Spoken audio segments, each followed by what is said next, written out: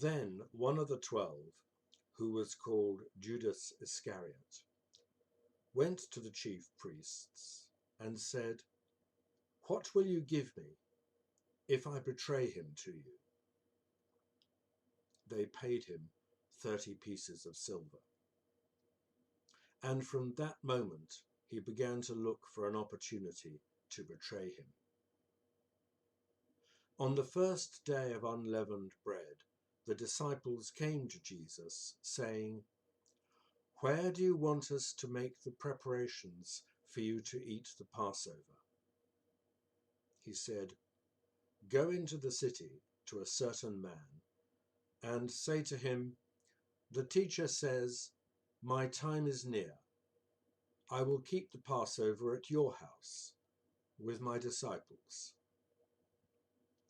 So the disciples did as Jesus had directed them, and they prepared the Passover meal. When it was evening, he took his place with the 12, and while they were eating, he said, "Truly I tell you, one of you will betray me." And they became greatly distressed and began to say to him one after another, "Surely not I, Lord." He answered, "The one who has dipped his hand into the bowl with me will betray me. The Son of Man goes as it is written of him. But woe to the one by whom the Son of Man is betrayed. It would have been better for that one not to have been born." Judas, who betrayed him, said, "Surely not I, Rabbi." He replied, "You have said so." While they were eating, Jesus took a loaf of bread, and after blessing it, he broke it, gave it to the disciples, and said, "Take, eat. This is my body."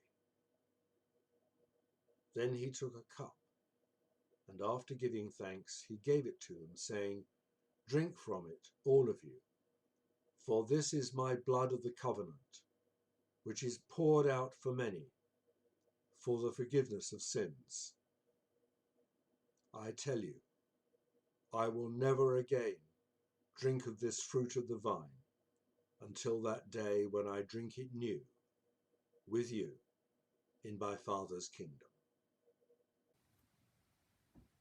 When they had sung the hymn, they went out to the Mount of Olives. Then Jesus said to them, "You will all become deserters because of me this night. For it is written, I will strike the shepherd, and the sheep of my flock will be scattered. But after I am raised up, I will go ahead of you to Galilee." Peter said to him, "Though all become deserters because of you, I will never desert you." Jesus said to him, "Truly I tell you, this very night before the cock crows, you will deny me 3 times. Peter said to him, "Even though I must die with you, I will not deny you." And so said all the disciples. Then Jesus went with them to a place called Gethsemane, and he said to his disciples, "Sit here while I go over there and pray." He took with him Peter and the 2 sons of Zebedee, and began to be grieved and agitated. Then he said to them, "I am deeply grieved, even to death. Remain here, and stay awake with me." And going a little farther, he threw himself on the ground and prayed, "My Father, if it is possible, let this cup pass from me. Yet not what I want, but what you want."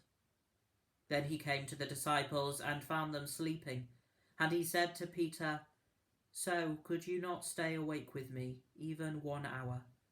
Stay awake and pray that you may not come into the time of trial. The spirit indeed is willing, but the flesh is weak." Again he went away for the 2nd time and prayed, "My Father, if this cannot pass from me unless I drink it, your will be done." Again he came and found them sleeping, for their eyes were heavy. So leaving them again, he went away and prayed for the 3rd time, saying the same words. Then he came to the disciples and said to them, "See, are you still sleeping and taking your rest? The hour is at hand, and the Son of Man is to be betrayed into the hands of sinners. Get up, let us be going. See, my betrayer is at hand." He was still speaking. Judas, one of the 12, arrived. With him was a large crowd with swords and clubs, from the chief priests and the elders of the people. Now the betrayer had given them a sign, saying, "The one I will kiss is the man. Arrest him." At once he came up to Jesus and said, "Greetings, Rabbi," and kissed him. Jesus said to him, "Friend, do what you are here to do." Then they came and laid hands on Jesus and arrested him. Suddenly one of those as Jesus put his hand on his sword, drew it and struck the slave of the high priest, cutting off his ear. Then Jesus said to him, "Put your sword back in its place, for all who take the sword will perish by the sword. Do you think I cannot appeal to my Father, and he will at once send me more than 12 legions of angels?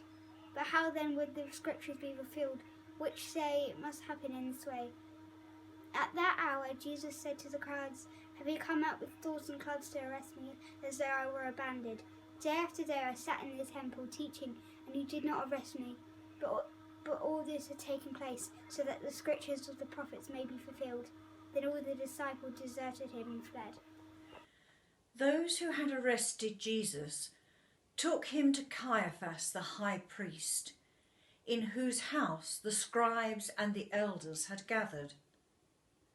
But Peter was following him at a distance, as far as the courtyard of the high priest, and going inside, he sat with the guards in order to see how this would end. Now the chief priests and the whole council were looking for false testimony against Jesus, so that they might put him to death. But they found none, though many false witnesses came forward. At least 2 came forward and said, "This fellow said, 'I am able to destroy the temple of God and to build it in 3 days.'" The high priest stood up and said, "Have you no answer? What is it that they testify against you?" But Jesus was silent. Then the high priest said to him, "I put you under oath before the living God. Tell us if you are the Messiah, the Son of God." And Jesus said to him, "You have said so.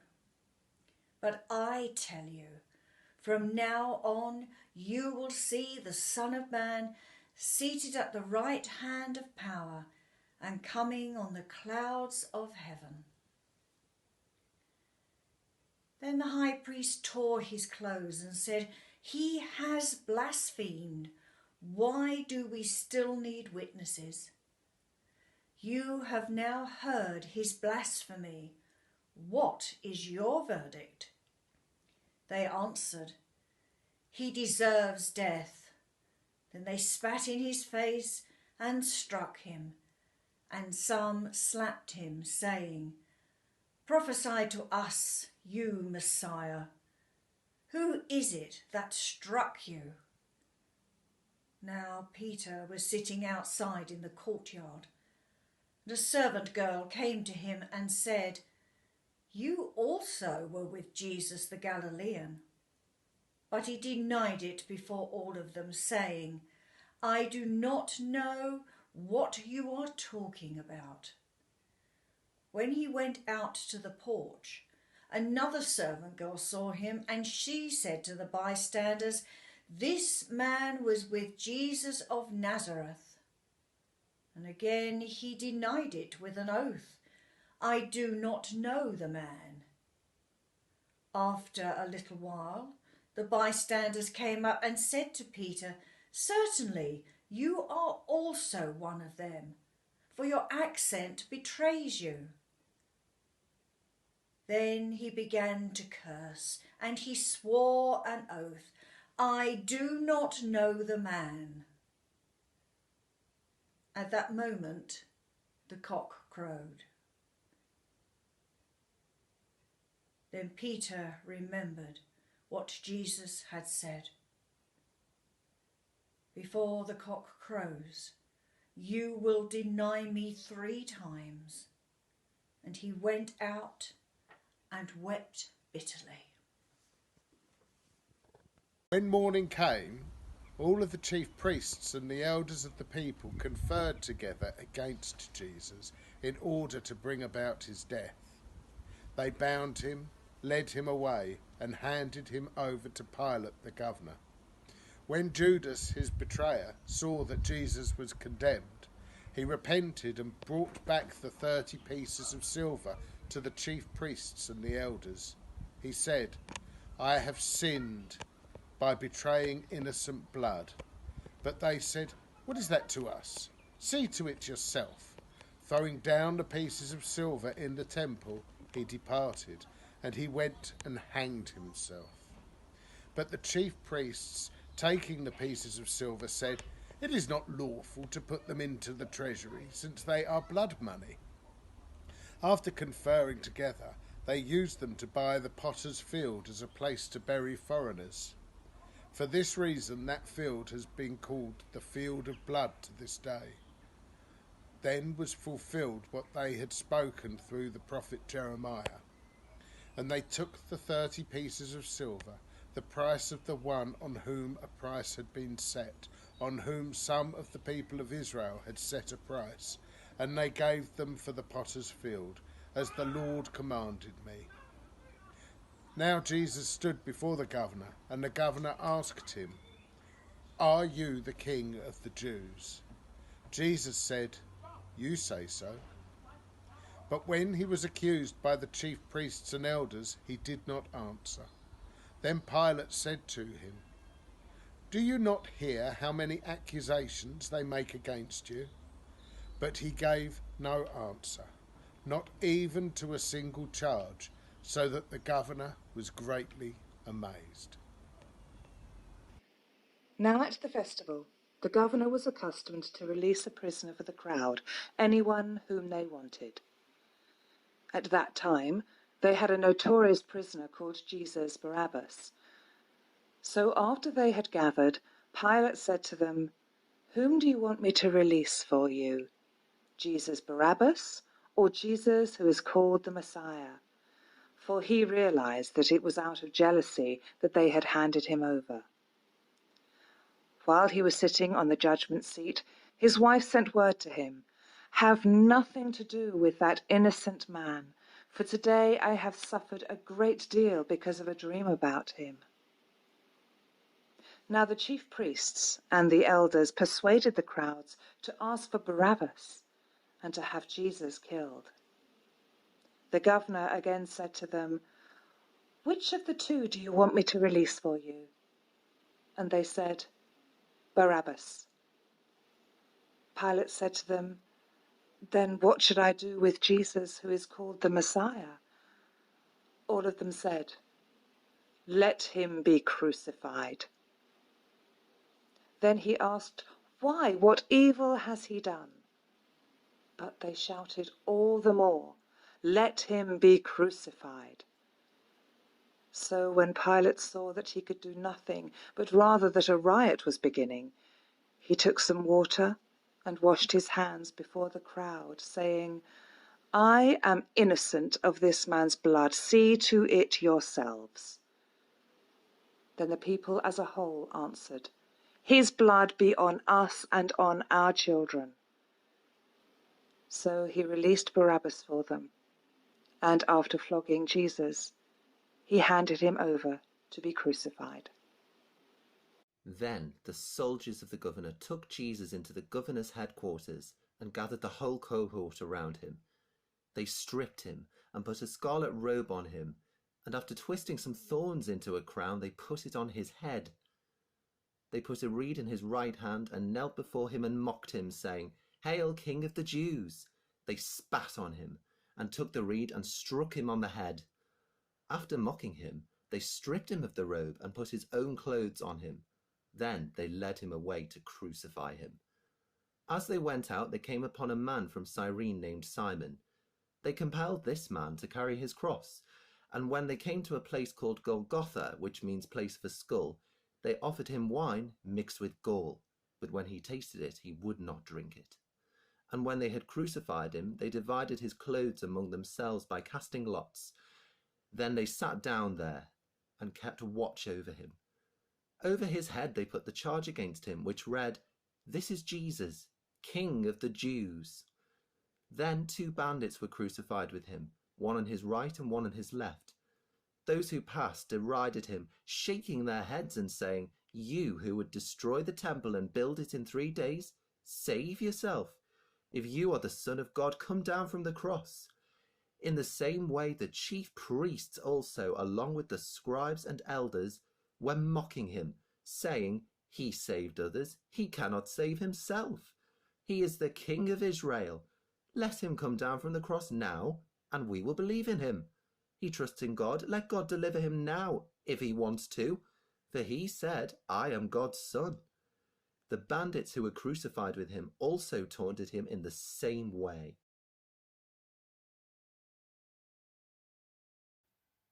From noon on, darkness came over the whole land until 3 in the afternoon.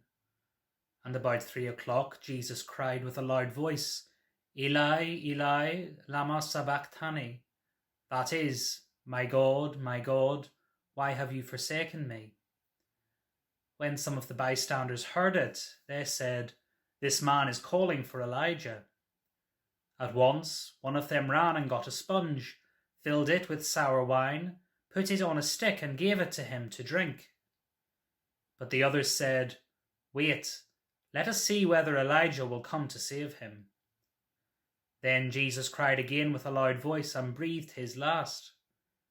At that moment, the curtain of the temple was torn in 2 from top to bottom. The earth shook and the rocks were split. The tombs also were opened, and many bodies of the saints who had fallen asleep were raised. After his resurrection, they came out of the tombs and entered the holy city and appeared to many. Now, when the centurion and those with him who were keeping watch over Jesus saw the earthquake and what took place, they were terrified and said, "Truly, this man was the Son of God." Many women were also there, looking on from a distance. They had followed Jesus from Galilee and had provided for him. Among them were Mary Magdalene, and Mary, the mother of James and Joseph, and the mother of the sons of Zebedee. When it was evening, there came a rich man from Arimathea named Joseph, who was also a disciple of Jesus. He went to Pilate and asked for the body of Jesus. Then Pilate ordered it to be given to him. So Joseph took the body and wrapped it in a clean linen cloth and laid it in his own new tomb, which he had hewn in the rock. He then rolled a great stone to the door of the tomb and went away. Mary Magdalene and the other Mary were there, sitting opposite the tomb. The next day, that is, after the day of preparation, the chief priests and the Pharisees gathered before Pilate and said, "Sir, we remember what that impostor said while he was still alive. 'After 3 days I will rise again.' Therefore command that the tomb be made secure until the 3rd day. Otherwise his disciples may go and steal him away and tell the people he has been raised from the dead. And the last deception would be worse than the first." Pilate said to them, "You have a guard of soldiers. Go, make it as secure as you can." So they went with the guard and made the tomb secure by sealing the stone.